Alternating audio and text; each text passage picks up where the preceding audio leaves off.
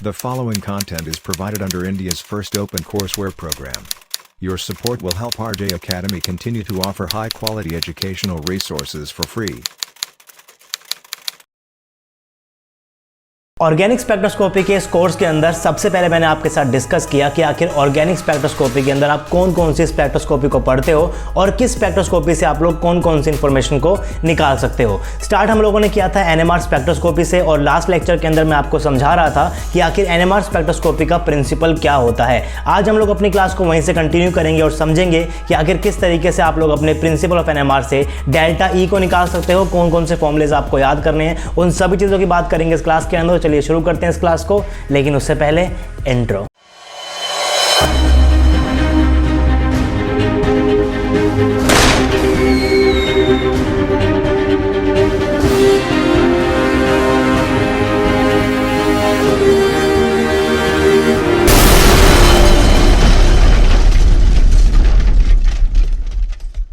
Hey guys, this is RJ and welcome to RJ Academy. So this is lecture number 4 of organic spectroscopy.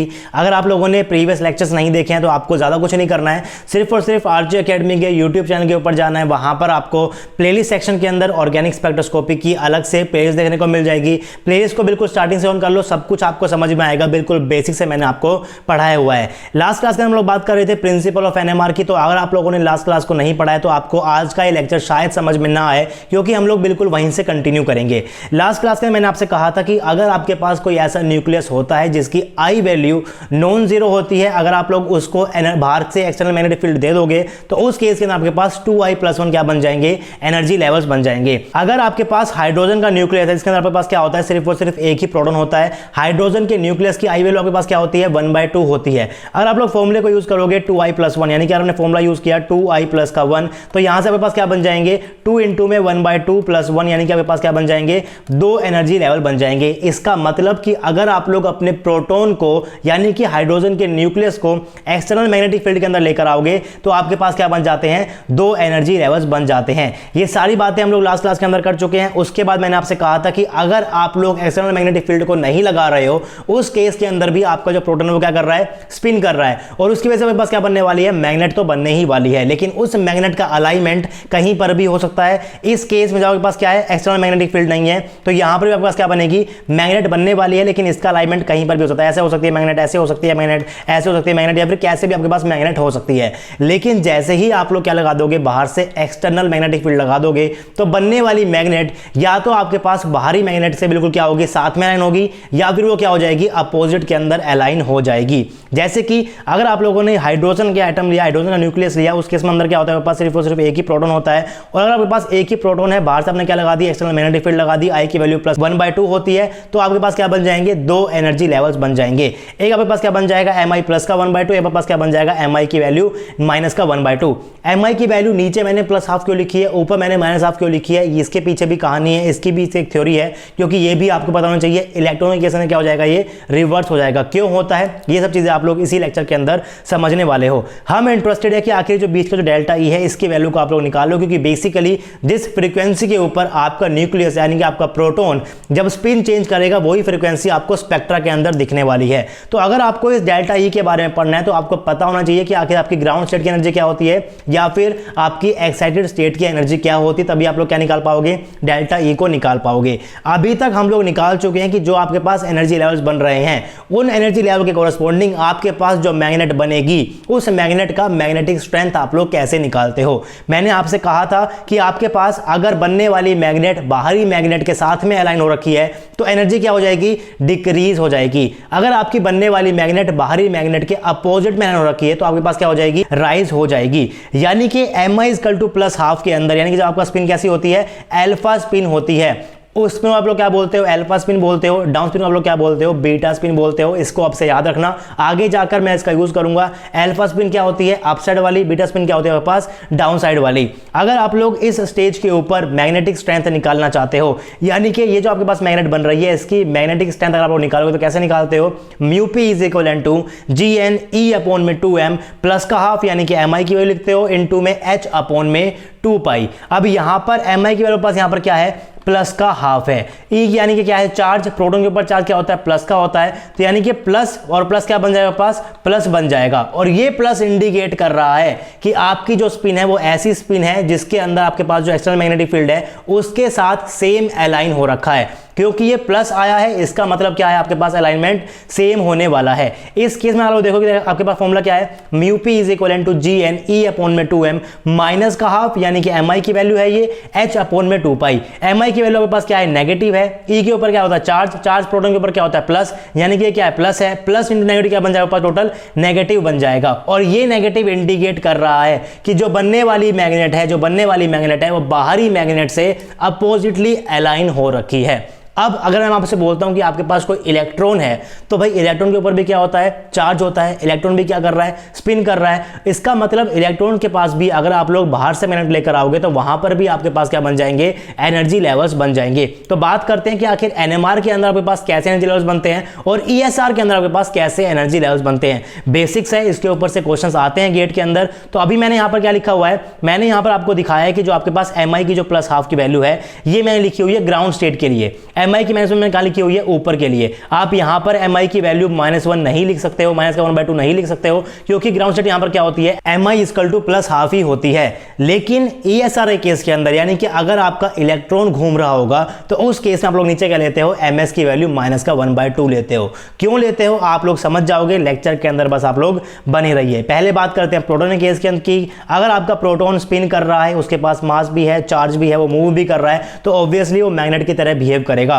और अगर आपका जो magnet है किस time पे किसी भी डायरेक्शन के अंदर अलाइन हो सकता है, ऐसे भी रह सकता है, ऐसे भी रह सकता है, ऐसे भी रह सकता है, ऐसे भी रह सकता है, यानी कि किसी भी डायरेक्शन के अंदर क्या कर सकता है, अलाइन कर सकता है। और अगर आपको यहां पर इस स्टेज के अंदर आपको इस मैग्नेट की क्या निकालनी है, मैग्नेटिक स्ट्रेंथ निकालनी है, तो आप लोग फॉर्मूला यूज करते हो mu P is equal to G N E upon में 2m आई वेक्टर। और इस आई वेक्टर की वैल्यू आप लोग कैसे निकालते हो, under root of I into में आई प्लस 1 इंटू में एच अपॉन में 2 पाई। यहाँ पर पास क्या होता है, न्यूक्लियर स्पिन नंबर होता है। प्रोटॉन के लिए इसकी वैल्यू क्या होती है, 1/2 होती है। लेकिन अगर आप लोगों ने बाहर से एक्सटर्नल मैग्नेटिक फील्ड लगा दी तो आपके पास क्या हो जाता है, 2i + 1 के हिसाब से एनर्जी लेवल्स बन जाएंगे। i की वैल्यू को 1/2 पुट करो, दो आपके पास क्या बन जाएंगे, एनर्जी लेवल्स बन जाएंगे। यानी कि आपका जो प्रोटॉन है वो दो ही स्पिन के अंदर रह सकता है। एक स्पिन की वजह से जो आपके पास मैग्नेट बनेगी ये बिल्कुल सेम अलाइन होगी आपके बाहरी यानी कि एक्सटर्नल मैग्नेटिक फील्ड से। और क्योंकि ये सेम डायरेक्शन में अलाइन है इसलिए इसकी एनर्जी क्या होती है, डिक्रीज हो जाती है। लेकिन ये जो आपके पास मैग्नेट बन रही है ये आपके पास बनेगी अपसाइड वाली स्पिन से ही। ऐसा क्यों बनेगी, क्योंकि फॉर्मूला आपसे कह रहा है mu P is equal to G N E to M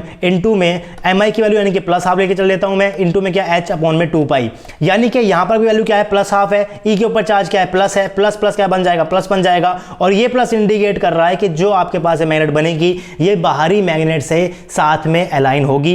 यानी कि M I equal to plus half के वैल्यू के हिसाब से जो आपकी स्पिन होगी, और एम आई प्लस हाफ की आपके पास होती है अल्फा स्पिन होती है, तो इसकी मैग्नेट क्या बनेगी आपके पास, बाहरी मैग्नेट के साथ में अलाइन हो जाएगी। लेकिन अगर आपकी एम आई की वैल्यू माइनस का हाफ हो जाएगी, यानी कि अगर यहां पर माइनस का हाफ हो गई, ये क्या है माइनस है, ई यानी कि चार्ज क्या है, प्लस है, प्लस इंटू माइनस क्या बन जाएगा, माइनस बन जाएगा। और ये माइनस इंडिकेट कर रहा है कि जो बनने वाली मैग्नेट है ये आपकी बाहरी मैग्नेट से कैसी हो रखी है, आपके पास अपोजिटली अलाइन हो रखी है। आप लोग देख सकते हो अगर यहां पर नॉर्थ पोल है, यहां पर साउथ पोल है, तो आपके पास यहां पर क्या बन जाएगा, यहां पर नॉर्थ पोल ऊपर आ जाएगा, यहां पर आपको क्या आ जाएगा, नीचे आ जाएगा। और यहां पर जो मैग्नेट है आपके पास नॉर्थ से नॉर्थ ही है और साउथ से आपके पास साउथ ही है। तो इस केस का आपको ध्यान रखना है, M I is equal to plus half क्या होती है आपके पास, यहां पर ग्राउंड स्टेट होती है। लेकिन अगर मैं आपसे बात करता हूं इलेक्ट्रॉन की, तो भाई इलेक्ट्रॉन के पास भी क्या है, आपके पास मास होता है, चार्ज होता है, और वो स्पिन यानी कि मूव भी कर रहा होता है। तो अगर इस केस के अंदर आप लोग यहां पर बिना एक्सटर्नल मैग्नेटिक फील्ड लगाए अगर आप लोगों को यहां पर बनने वाली मैग्नेट की मैग्नेटिक स्ट्रेंथ निकालनी है, तो वो आपकी वैल्यू क्या हो जाएगी,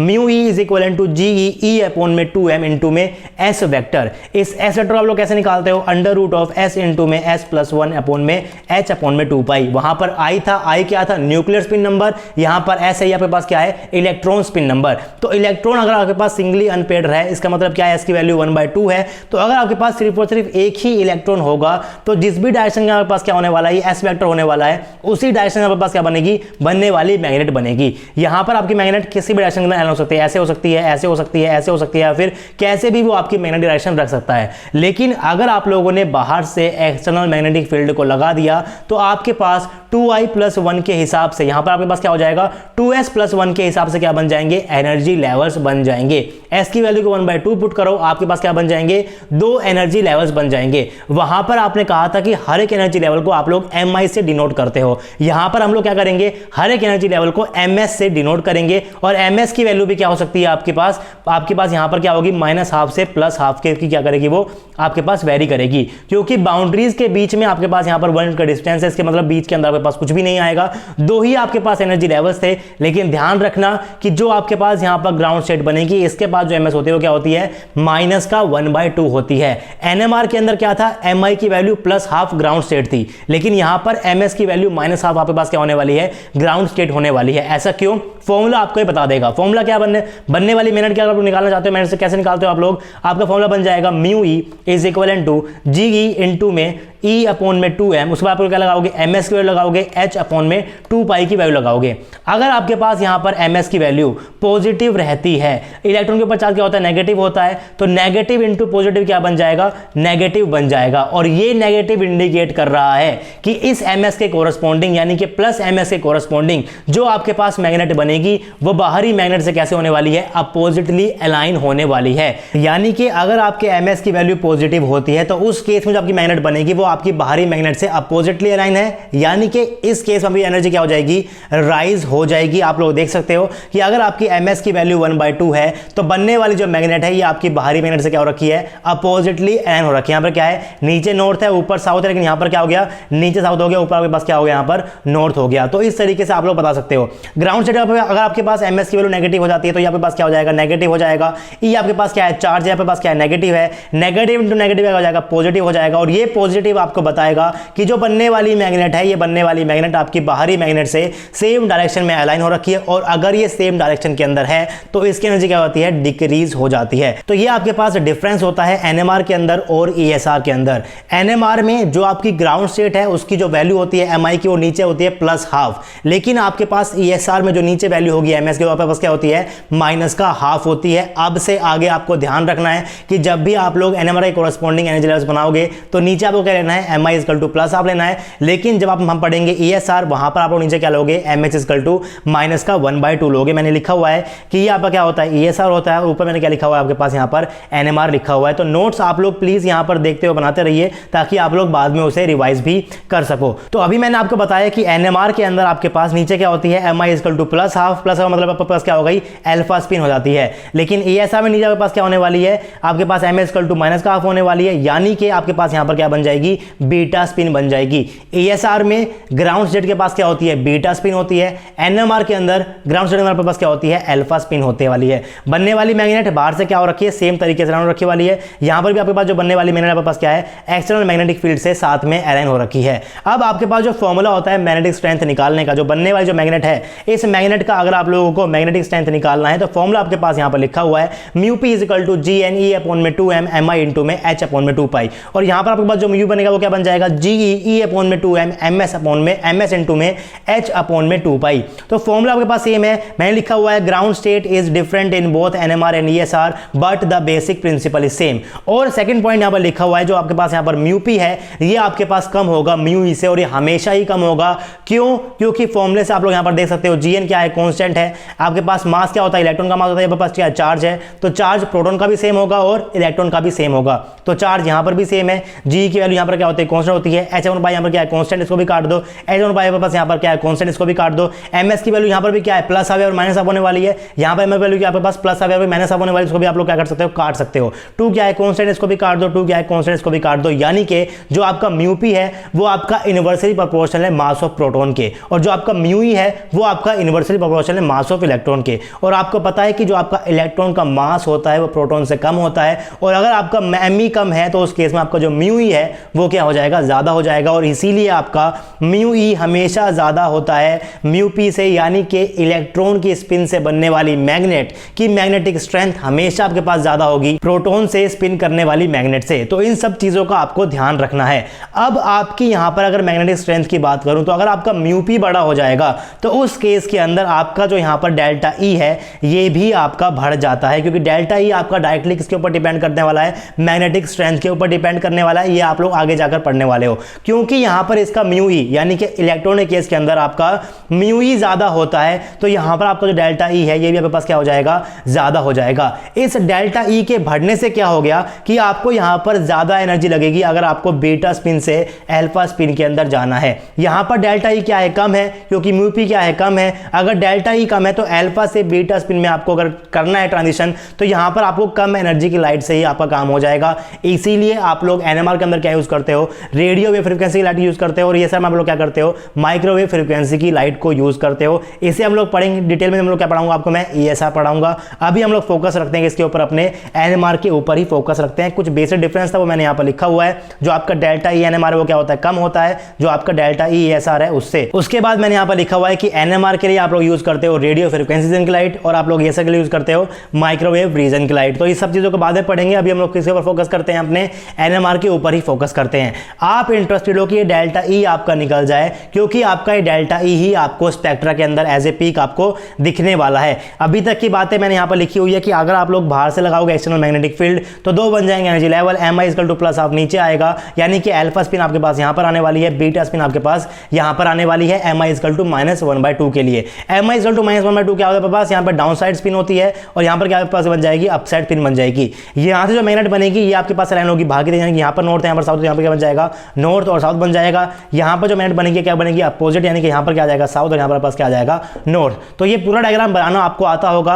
अब अगर आपको पता चल जाए कि इस एनर्जी लेवल की एनर्जी क्या है और इस एनर्जी लेवल की एनर्जी क्या है, तो दोनों का गैप लेकर आप लोग क्या निकाल दोगे, डेल्टा ई को निकाल दोगे। यानी कि आपका मोटिव है कि जितनी भी आपने एनर्जी लेवल्स बनाई है इनकी आप लोग एनर्जी को भी कैलकुलेट कर लो। अभी तक आप लोग उस एनर्जी लेवल्स के अंदर बनने वाली मैग्नेट की मैग्नेटिक स्ट्रेंथ को निकाल चुके हो, और जो आपके पास यहां पर एनर्जी होती है एनर्जी लेवल्स की, इनको आप लोग क्या बोलते हो, इंटरेक्शन एनर्जी बोलते हो। यानी कि ये जो एनर्जी लेवल है बाहर की मैग्नेटिक फील्ड से किस तरीके से इंटरेक्ट कर रहा है, उसको आप लोग क्या बोलते हो, इंटरेक्शन एनर्जी बोलते हो। अगर आपको इस एनर्जी की, इस लेवल की एनर्जी निकालनी है तो उसके लिए आपको फॉर्मूला यूज करना पड़ेगा, माइनस म्यू पी इंटू में बी नोट। बी नोट क्या है, एक्सटर्नल मैग्नेटिक फील्ड है, म्यू पी क्या है, उस एनर्जी लेवल पे बनने वाली मैग्नेट की मैग्नेटिक स्ट्रेंथ, क्योंकि बेसिकली जो मैग्नेट बनेगी वही मैग्नेट आपके पास बाहर वाली मैग्नेट से करने वाली है, इंटरेक्ट करने वाली है। तो मैग्नेट मैग्नेट से इंटरेक्ट करेगी, यानी कि म्यू पी आपका बी नोट से इंटरेक्ट करेगा।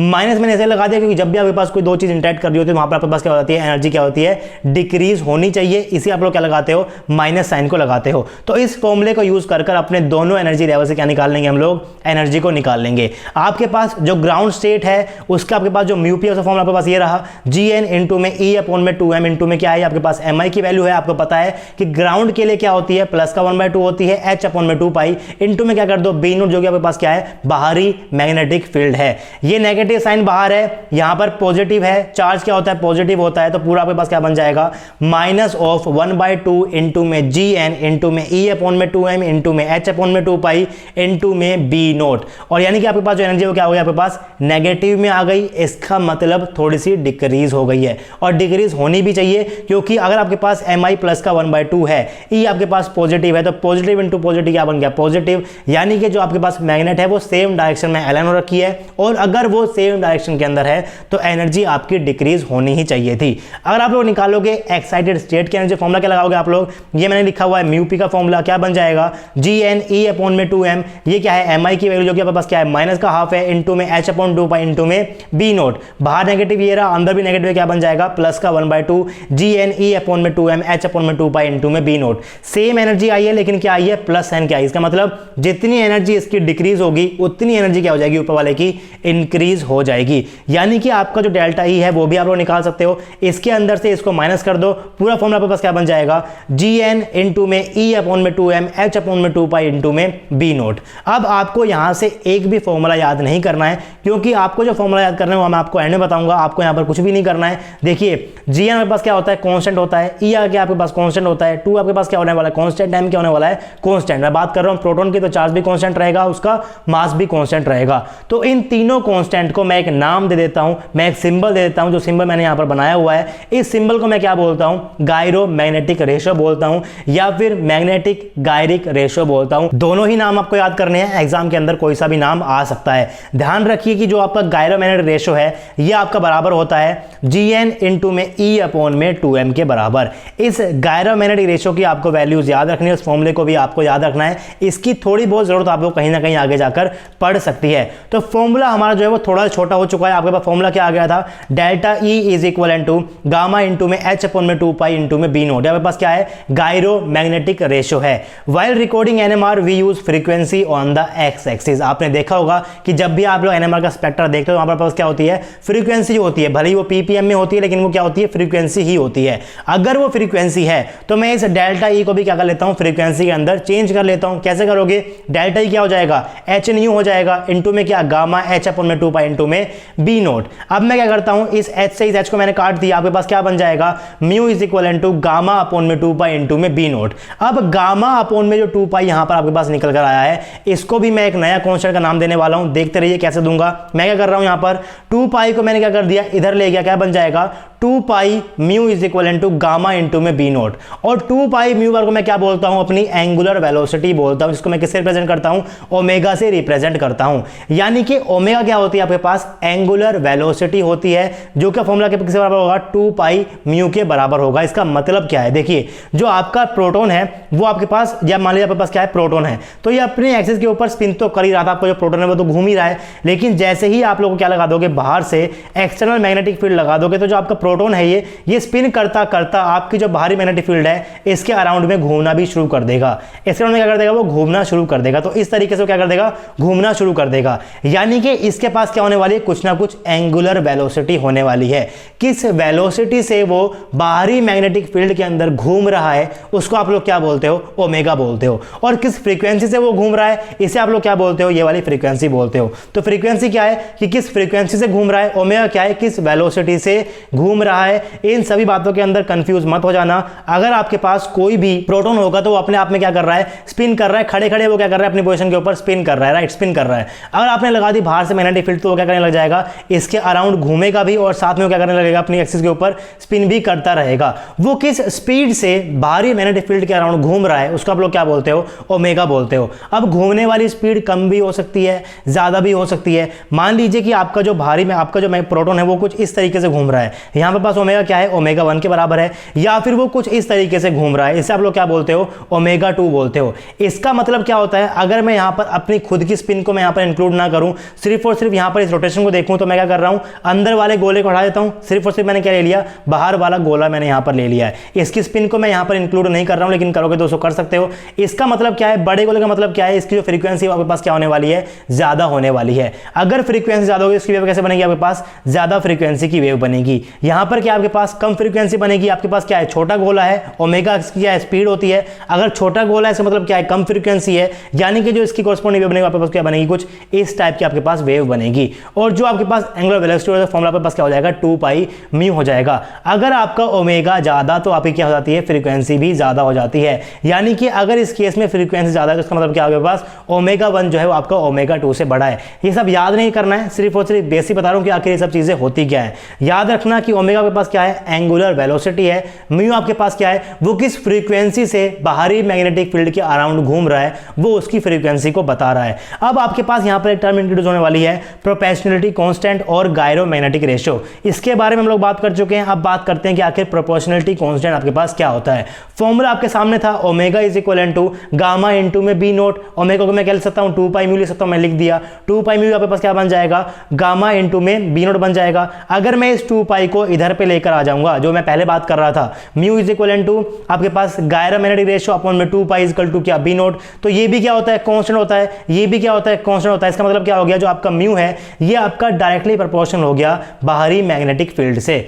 इसका मतलब जितनी ज्यादा आप बाहर से मैग्नेटिक फील्ड लगाओगे उतना तेज आपका प्रोटॉन उस मैग्नेटिक फील्ड के अराउंड क्या करने लग जाएगा, घूमने लग जाएगा। उसका ओमेगा भी ज्यादा हो जाएगा और उसकी क्या हो जाएगी, फ्रीक्वेंसी भी ज्यादा हो जाएगी। इस कांस्टेंट को हटाने के लिए मैं क्या लगा देता हूं, एक प्रोपोर्शनलिटी कांस्टेंट लगा देता हूं। सिंबल जो होता है इसका बिल्कुल सेम होता है गायरोमैग्नेटिक से, तो मैं यहां पर क्या कर रहा हूं, थोड़ा सा घुमा देता हूं इसको यहां पर। तो मैं यूज करूंगा इस सिंबल को, लेकिन बुक्स के अंदर आपको ये सिंबल देखने को मिल सकता है। आप लोग कंफ्यूज मत होना, मैं यहां पर इस सिंबल को यूज कर रहा हूं ताकि आपका ये सिंबल जो है वो गायरोमैग्नेटिक रेशियो से क्या हो, थोड़ा सा अलग अलग हो जाए। यानी कि अगर मैं इस प्रोपोर्शन को हटाऊंगा, मैं क्या लगा दूंगा, सिंपल सा लगा दूंगा प्रोपोर्शनलिटी कांस्टेंट इनटू में क्या बन जाएगा, ये बी नोट बन जाएगा। अगर मैं इस फॉर्मूले को इससे रिलेट करूंगा तो आपके पास क्या बनने वाला है, ये प्रोपोर्शनलिटी कांस्टेंट कांस्टेंट आपका बराबर किसके हो जाएगा, गायरोमैग्नेटिक रेशियो अपॉन में 2 पाई के बराबर हो जाएगा। तो डिफरेंस होता है गायरोमैग्नेटिक रेशियो के अंदर और प्रोपोर्शनलिटी कांस्टेंट के अंदर। प्रोपोर्शनलिटी कांस्टेंट क्या होता है, गायरोमैग्नेटिक रेशियो डिवाइडेड बाय 2 पाई। अब इनके यूनिट्स का भी बात करें थे कि आखिर इनकी यूनिट्स क्या होती है, क्योंकि क्वेश्चंस आपके पास यहीं से ही आने वाले हैं। प्रोपोर्शनलिटी कांस्टेंट बहुत इंपॉर्टेंट है, गायरोमैग्नेटिक रेशियो ज्यादा इंपॉर्टेंट नहीं है। क्यों इंपॉर्टेंट नहीं है, क्योंकि अगर आपको प्रोपोर्शनलिटी कांस्टेंट पता होगा तो आप लोग यहां से डायरेक्टली क्या निकालते हो, फ्रीक्वेंसी को निकालते हो, और फ्रीक्वेंसी के अंदर ही आप लोग क्या लेते हो, अपने ग्राफ को प्लॉट करते हो। तो अगर आपको प्रोपोर्शनलिटी कांस्टेंट गिवन होगा तो डायरेक्ट क्या निकाल दोगे आप लोग, फ्रीक्वेंसी को निकाल लोगे। लेकिन अगर आपको यहां पर गायरोमैग्नेटिक रेशियो गिवन होगा तो उस केस में आप लोग क्या निकाल पाओगे, एंगुलर वेलोसिटी को निकाल पाओगे, जिसका मुझे यूज नहीं करना। आपको इन द एंड अपनी एंगुलर वेलोसिटी को फ्रीक्वेंसी के अंदर चेंज करना ही पड़ेगा। तो आप लोग क्या करोगे, उसको 2 पाई से मल्टीप्लाई करोगे। तो आपका गायरोमैग्नेटिक रेशियो क्या निकालेगा, एंगुलर वेलोसिटी को निकालेगा, और प्रोपोर्शनलिटी कांस्टेंट क्या निकालेगा, आपकी फ्रीक्वेंसी को डायरेक्टली निकाल देगा। इसीलिए प्रोपोर्शनलिटी कांस्टेंट का आप लोग ज्यादा यूज करने वाले हो तो इनकी यूनिट्स के बारे में भी थोड़ा सा यहां पर जान लेते हैं। फॉर्मूला आपके सामने है, म्यू क्या हो जाएगा आपके पास, गायरोमैग्नेटिक रेशियो अपॉन में 2 पाई इंटू में क्या, बी नोट। बी नोट क्या है, मैग्नेटिक फील्ड है। कैसे लिखते हो इसको, टेस्ला के अंदर। 2 पाई क्या होता है, रेडियन के अंदर। ये क्या है, फ्रीक्वेंसी यानी कि क्या हो जाएगा पास, सेकंड इनवर्स के अंदर। तो यहां से इसकी नोट निकल के क्या आ जाएगी आपके पास, radian second inverse tesla inverse. अगर मैं बात करता हूं प्रोपोर्शनलिटी कांस्टेंट, तो आपके पास क्या होता है, म्यू इंटू में प्रोपोर्शनलिटी कांस्टेंट इंटू में बी नोट। बी नोट क्या होता है, टेस्ला, या पास क्या होगा, सेकंड इनवर्स के अंदर। तो आपके पास प्रोपोर्शनलिटी कांस्टेंट निकल कर आ जाएगी सेकंड इनवर्स इंटू में टेस्ला इनवर्स। ये यूनिट्स आपको याद होनी चाहिए, और आपको यहां पर कुछ न्यूक्लियस के लिए अपनी गायरोमैग्नेटिक रेशियो को भी और अपने प्रोपोर्शनलिटी कांस्टेंट की वैल्यूज को याद करना है। नेक्स्ट क्लास के अंदर हम एनएमआर को स्टार्ट करेंगे, लेकिन उससे पहले आप लोग कुछ वैल्यूज को याद कर लो, जो वैल्यूज मैंने यहां पर लिखी हुई है। आपको गायरोमैग्नेटिक रेशियो की वैल्यू भी याद होनी चाहिए, और आपको प्रोपोर्शनल कांस्टेंट की वैल्यू भी याद होनी चाहिए। अगर आपको गायरोमैग्नेटिक रेशियो से प्रोपोर्शनलिटी कांस्टेंट कैसे निकाल सकते हो आप लोग, प्रोपोर्शनलिटी कांस्टेंट पर क्या होता है, गायरोमैग्नेटिक रेशियो अपॉन में 2 पाई के बराबर होता है। तो अगर आपको इसकी वैल्यू याद है तो क्या कर दो, इसको डिवाइड कर दो 2 पाई से, आपके पास क्या हो जाएगी, इसकी वैल्यू भी निकल कर आ जाएगी। तो मैंने यहां पर लिखी हुई है कुछ वैल्यूज। तो सबसे पहले मैंने यहां पर लिखी हुई है अपने हाइड्रोजन न्यूक्लियस की वैल्यू, जिसको मैं यूज करूंगा जब मैं आपको क्या पढ़ाऊंगा, हाइड्रोजन एनएमआर को पढ़ाऊंगा। नेक्स्ट क्लास में आपका बिल्कुल अच्छे से वो स्टार्ट हो जाने वाला है। तो इसकी आपके पास गायरोमैग्नेटिक रेशियो वैल्यू क्या होती है, 261.562 into 10 raise to the power 6 radian second inverse into में टेस्ला इनवर्स।